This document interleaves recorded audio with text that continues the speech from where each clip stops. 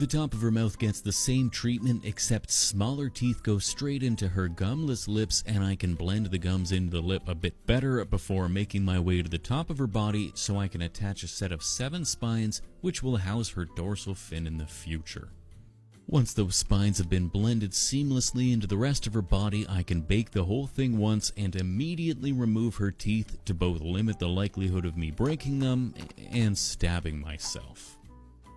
Then I can take my toothless gummy angler and get to work building up her back legs. This mostly involves pressing clay onto the armature until I've got the whole thing covered, then adding bits here and there to add a bit of muscular definition until I've got some lizard-like legs ready for toes. However, before I do that though, I want to add her front legs and give each of her limbs a bit more definition as they're pretty small, so I imagine they'd need a good bit of ropey muscle to move her prodigiously girthy body about.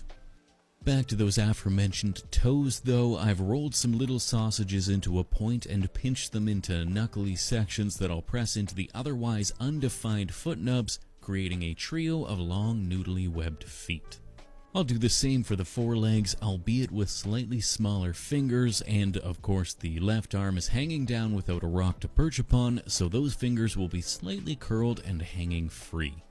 Finally, I'll poke some little divots into the top of the calf and bottom of the quadriceps so I can fit some more pre-baked pointy noodles that get blended into the rest of the leg to create a tiny bit of interest on the knees and elbows.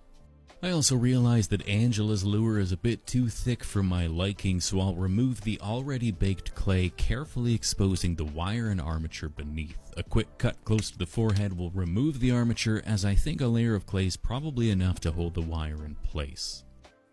Also, before I bake the lure and lock that line in place, I wanted to add some extra wrinkles and folds to Angela's arms and legs to help blend them in more naturally to the body. Otherwise, with the body baked again, I can cut the connections mostly off a little LED light and friction fit it into the exposed wiring before covering the whole thing in a little layer of translucent clay. Once baked, it should cover the LED, but let the diffused light shine through. I'll then take this same translucent clay and fill in the gaps between the dorsal spines to create a nice semi-permeable set of fins. A bit of poking and prodding and stabbing will make the fins look a little bit more worn and weathered, and after a final bake, that's Angela and her rocky outcropping all done and ready for a coat of paint. Once Angela's been freed from her rocky base, I'll mount her on a block to make my life a little easier while I paint her. However, for now it's time to paint some rocks.